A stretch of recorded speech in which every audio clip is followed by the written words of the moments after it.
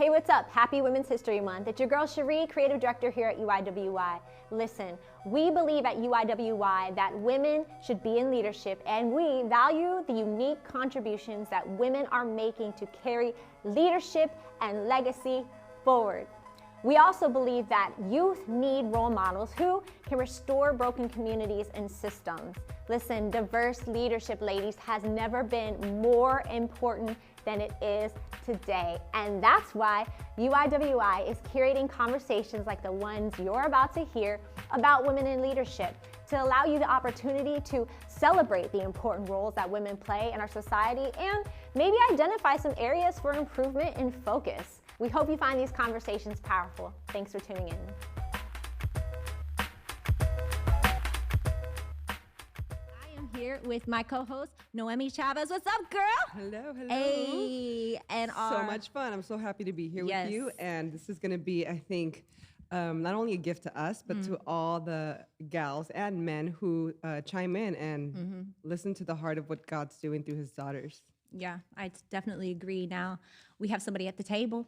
Yes, we do. Miss April Diaz from Azer & Co. How are you, sis? Hi, I'm so happy to be here. Yeah? I love the two of you. You are, talk about leading a conversation about women and leadership. The two of you are the perfect ones to set the stage. So I'm so grateful to be here.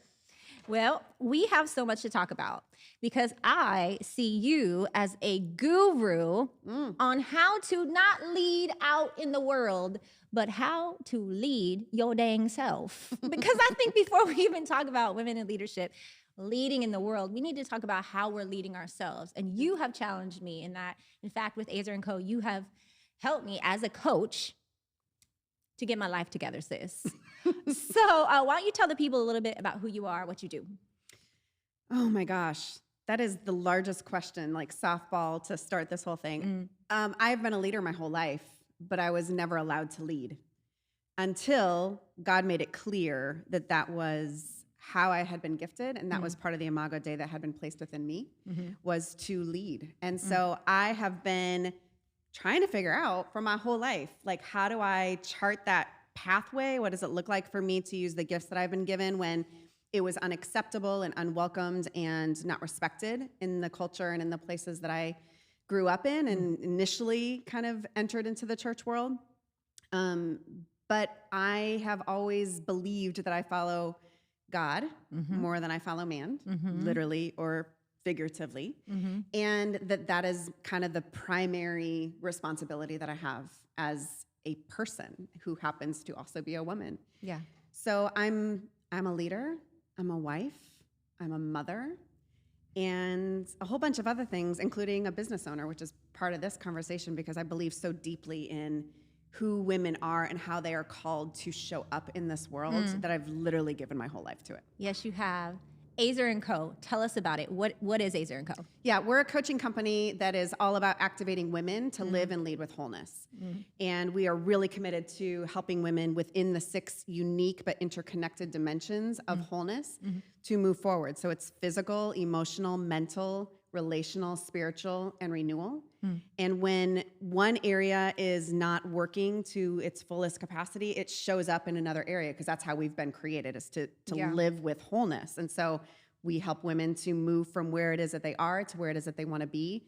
And a lot of times we don't know what that looks like. There's simply a sense of something's not working and something can go to the next level. I'm not living fully into my potential. And so, yeah, we help women to go from here to there. I love that. I love that because I feel like, in the earlier years of ministry for me, I mean, when I was young, 20 years ago. Still young, girl. You still young. 20 years ago when I was leading, even that early on in my 20s, there wasn't such a thing as coaching for women. Yeah. I mean, there was all of these resources for men who were leading at different capacities, and bravo, they need it. But guess what? We need it too. So I'm grateful for your leadership in this, that it's providing not only the coaching for emotional, mental wellness, but like just to give women permission to grow in their heart and their spirit and their soul and their body in every which way in order to be healthy and lead well. Yep. So bravo. Thank you. Yeah, sis. Thank you.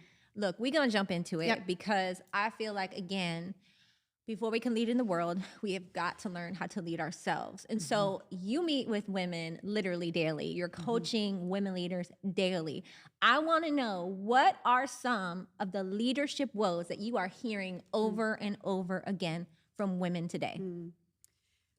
I wish that I could say that your experience from 20 years ago, Noemi, was radically different today. But it's not. I mean, I think that there's a lot that we're about the same age. Like, I entered into ministry about the same time you did. And the opportunities for women to grow fully into who they've been created to be, there's not as much that has been accessible or designed for them. So part of what we've done, even in our work, is to identify not what needs to be done for men, but what needs to be done uniquely for women in partnership with men. Yeah. So one of the woes that I have is simply like accessibility and resources or coaching or relationships that are designed for women that are paying attention to the unique challenges that women have. And I think these last 2 years have really revealed how much lack and how much more is needed for women to be able to show up fully in their own lives. What do you mean for the their last people. 2 years? What exactly are you saying? Maybe this global pandemic, racial reckoning that we Okay. have been deep into Okay. and still are in, right? And there's so much. So that's some of my woes. Another, I think, huge thing that I hear over and over and over again, multiple times a week, is how committed women are to others even more deeply than they are committed to themselves. Yeah, that's a word. And so I am woeful, I lament, I am sad, I am convicted that not only do we need to put the oxygen mask on ourselves first, but we actually have to lead ourselves toward wholeness. That no one else is responsible for that. We are actually not even responsible for the other people. We're responsible to others, but we're not responsible for them. We're responsible for ourselves. Yeah. And so women, I want women to care as much about their own wholeness, their own healing, their own health, as they do about their children, their relationships, their ministry, their family. If we cared as much about our own as we did everyone else, I think it would tilt the conversation.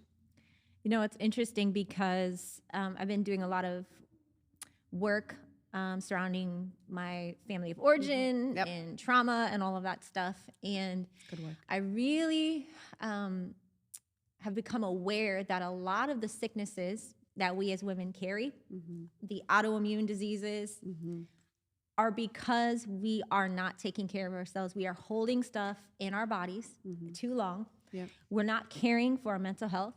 We're not caring for our emotional health. We're not treating our bodies well. We're not getting counseling. We're not getting coaching. We're there for everybody else. And then we don't do anything until we can't be the wife we need to be. We can't be the mother we need to be. We can't be the pastor we need to be. And it grieves me, right? Because ultimately this conversation is important, ladies, because no matter how much you want to be a leader,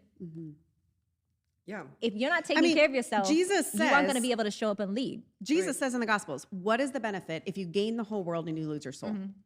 And I think that women are powerhouses, phenomenal, like there is none other, like as we care for and develop everything and everyone else. I mean, there's incredible beauty that is happening there. But what is the benefit if you do it for everyone else, but in the process you lose yourself, or you don't know who you are, or you don't really live into the full potential of who God has created you to be? And I mean, that's a huge woe. That grieves my heart, and I think grieves the heart of God, because at the end of the day, like, it is me, myself, and I that will stand before God to take account for my life. And really the account for my life is living fully into who God has made me to be. Yeah. Pastor Noemi, have you experienced a season in your life where it was hard for you to take care of yourself while also being a pastor and taking care of other people in your congregation, in your community, in your family? Tell us a little bit about that story. Okay, there's more seasons. A way of life. Let's go. A way of life. No, I think that right along the same lines of what April is saying, it's really important that as women, we do care for ourselves first before we care for everybody else. We want to do this for the long haul. Yeah. And I had to learn that lesson the hard way. You know, I unfortunately burned myself out severely about 4 years ago. And it was so difficult because I really wanted to just be excellent for everybody else, for my children, for my home, for my husband, for the church. as a communicator, traveling. Like, I wanted to be excellent for all of it until I could not do it anymore. It's literally the year that I worked out the least, ate the most unhealthy, because I was just trying to get through my day and trying to survive. And so you either learn the lesson by crashing the way I did, or you learn from my lesson and you make the decisions to daily begin to commit to not only self-care, but soul care. If all we do is work out, eat healthy, and make margin for fun, it does absolutely nothing for our soul. So part of caring for yourself means investing in your time with the Lord and allowing that to be where you lead from as well. Let it be healthy, let it be good. I had to learn not to simply make time for Jesus so that he could give me something to give the people. I had to learn to make time for Jesus because Jesus is worth my time and because he's the best. Because you are worth it. And I'm worth it. Yeah. And being with him does more for me than doing absolutely anything else. So it was a hard lesson, but it was a beautiful lesson. And it got me earlier on in life where moving forward, I plan to be here for a while. I'm not going anywhere. Yes, sis. Please. We need you, sis. So April, you have a wholeness assessment that I really want, if you're listening to this, ladies, I really want you to get. What's your website? azurandco.com/wholeness-assessment. Okay, we'll put a link in the bio.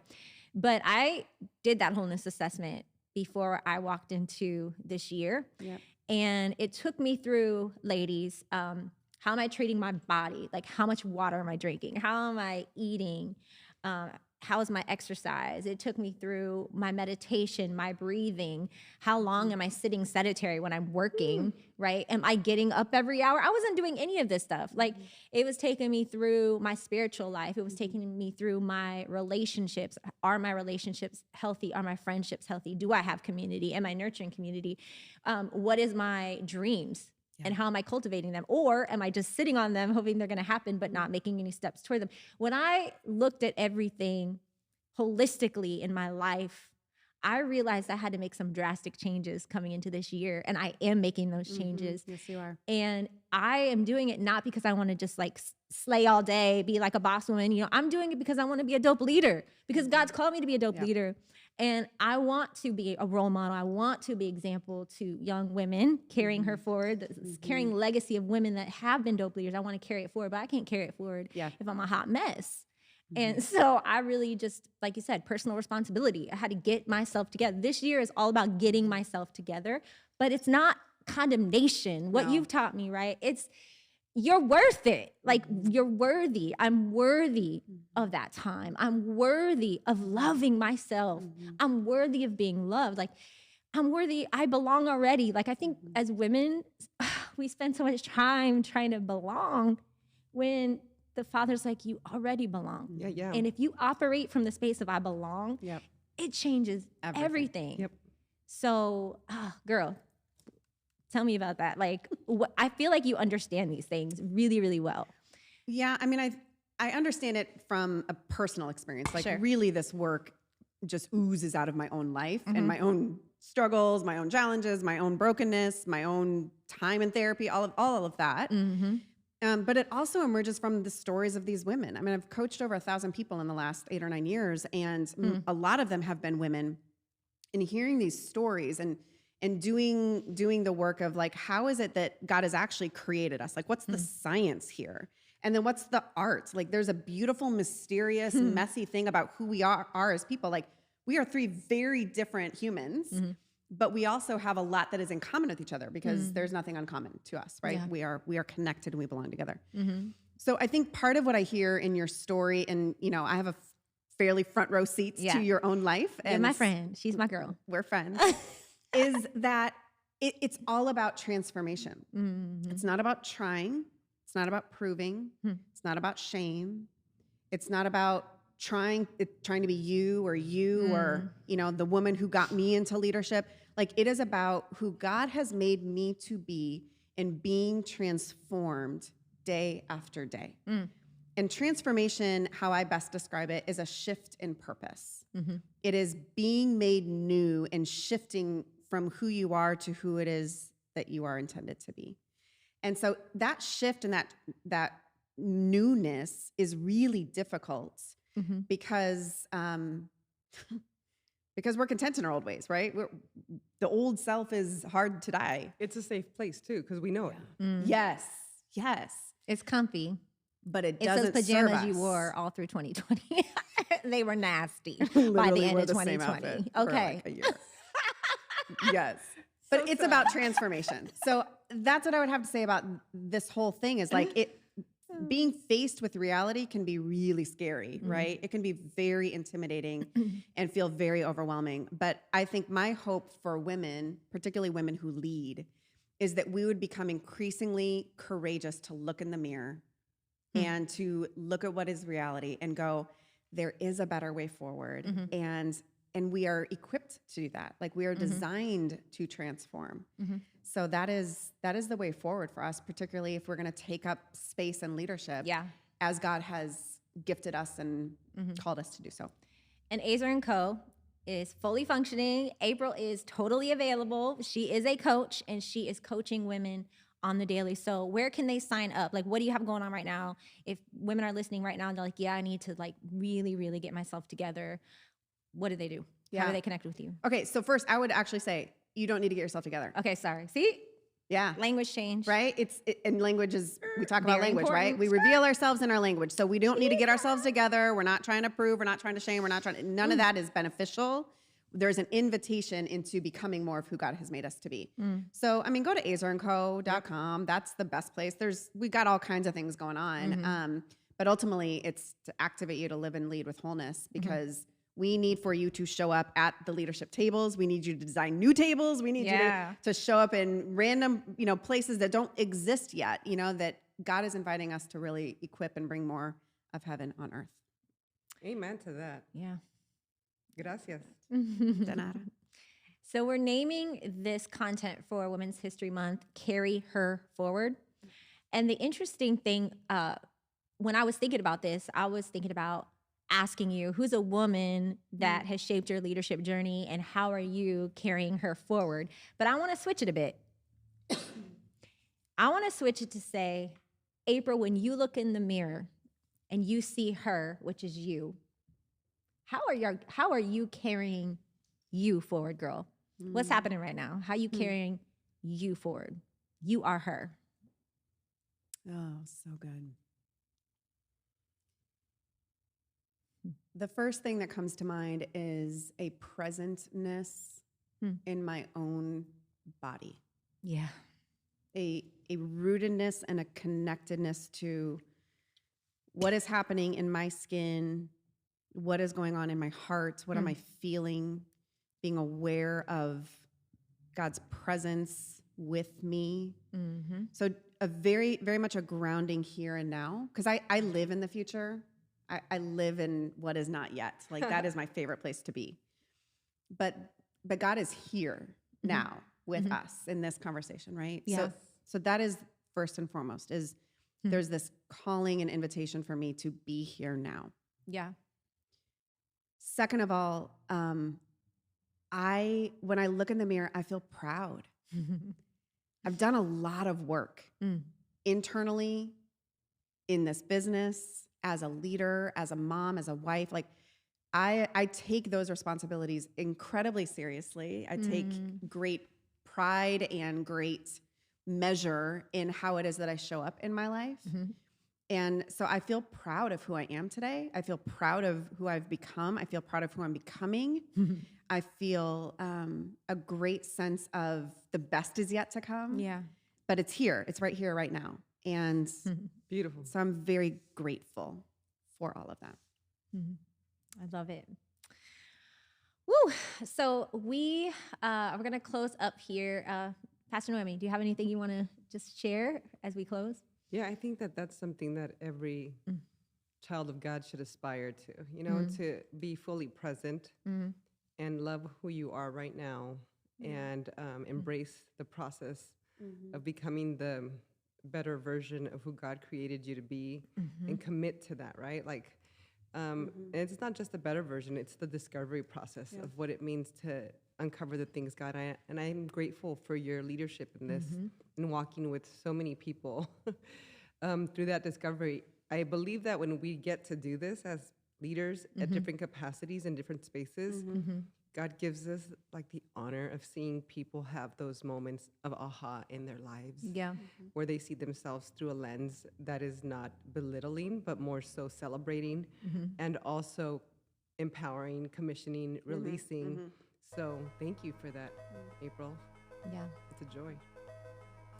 Ladies, are you looking to level up your leadership? Well, we want you to check out UWYI's Next Level Leadership Coaching. It is available to you. We will match you with a one-on-one coach. For more information, go ahead and check out our website at uywyi.org.